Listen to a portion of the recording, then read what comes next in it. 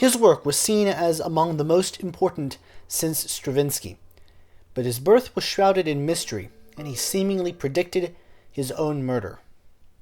I'm the Classical Nerd, and today we're talking about Claude Vivier.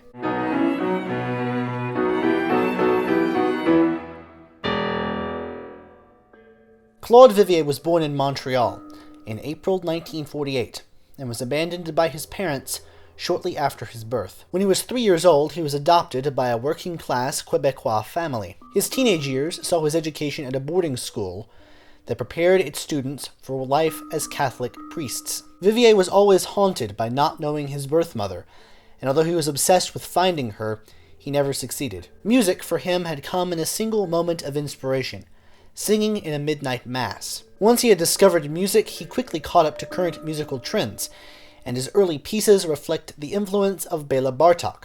He also took up the organ, and several early works are for this instrument. Soon after he began composing, he was asked to leave the seminary, probably because of how openly gay he was, but the official line the administration took was because of his overly sensitive and excitable nature. After the end of his time at the seminary, he focused 100% on music, and enrolled in the Montreal Conservatory. When Vivier was 23, he got a grant to study music in Europe, where he did so eventually with the acclaimed electronic music master wizard Karl-Heinz Stockhausen. Stockhausen did not think much of Vivier at first.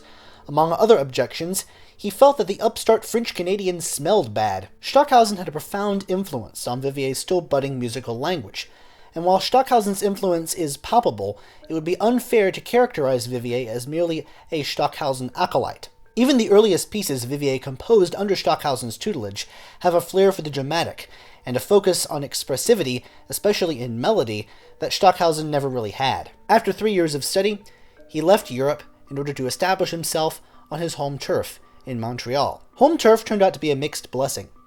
While his presence in the musical community was welcomed by avant-garde ensembles looking to dig their teeth into new pieces, it also began an era where many of his largest pieces were not heard. The National Youth Orchestra of Canada commissioned Vivier to write a piece for them, and the resulting piece, called Siddhartha, was deemed too difficult and went unperformed by that ensemble. It was with this piece that Vivier's worldly influences began to show, as he attempted to incorporate the sounds and the cultures of other lands into the Western tradition. Soon thereafter, he traveled to East Asia, soaking in the musical cultures of Japan, Thailand, and most importantly, Bali, where the sounds of the gamelan influenced his later works. His one opera, Copernicus, written to his own libretto, was intended to be his first foray into a style he called opera fleuve, literally river opera. Written in the late 1970s, the opera concerns a woman who, after death, meets Copernicus, along with various other historical and fictional stock characters, in a universe reminiscent of that of Alice in Wonderland. He called the dreamlike piece a ritual opera of death. Among others, Mozart makes an appearance, along with his own Queen of the Night from the Magic Flute. Post-Copernicus, he planned a second opera in the same style about Marco Polo, a figure with whom he highly identified. These dream worlds came about, according to Vivier himself, as a way for him to shape his own mysterious origins into something that he could do something with on an artistic level. What existed of this Marco Polo opera at his death was later modified and performed by the Dutch opera, interpolated with Copernicus as well as other dreamlike pieces in the same vein. In summer 1982, Vivier returned to Paris, having recently been given a grant to write an opera about the death of Pyotr Ilyich Tchaikovsky. In January 1983, he picked up a man at a gay bar who later attacked him with a pair of scissors and made off with his wallet. That spring, he met a 19-year-old male prostitute who later broke into his apartment and murdered him. His body was found 5 days later. He was 34 years old. In a mysterious and outright creepy turn of events, the last piece that Vivier ever wrote was a dramatic piece that concerns a man named Claude, who falls in love with a young man, only to have the young man stab him through the heart at the very end, suddenly and without warning. His killer was a drifter who was motivated by monetary reasons, and after he was captured that October, confessed to 2 other crimes in the same vein, and he was sentenced to life imprisonment.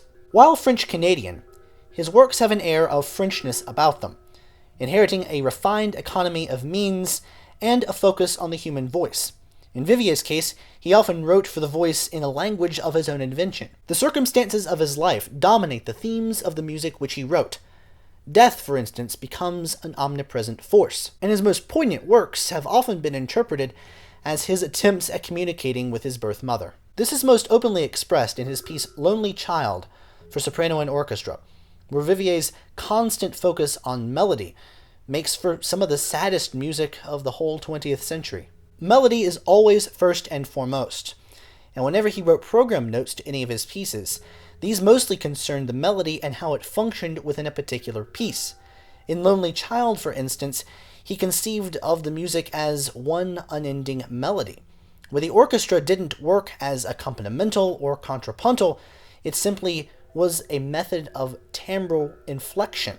He was very attuned to the complexities of the overtone series and of electronic synthesis, something he had picked up from Stockhausen. He used various acoustical phenomena known as combination and difference tones in order to microtonally inflect these melodies. György Ligeti was quite fond of Vivier's music, calling it one of the most significant advancements in the 20th century since that of Igor Stravinsky and Olivier Messiaen. While his untimely demise certainly has something to do with the fact that he's not particularly well known, what works even more against him is the fact that his scores operate seemingly between the poles of very specific and very hard to understand, especially when it comes to unique playing techniques, or especially unique percussion that he called for in his pieces. His synthesized elements often call for synthesizers that have long since gone out of production, and so performing his pieces is a labor of love, but well worth the effort. When done well, it draws listeners into a world where complexity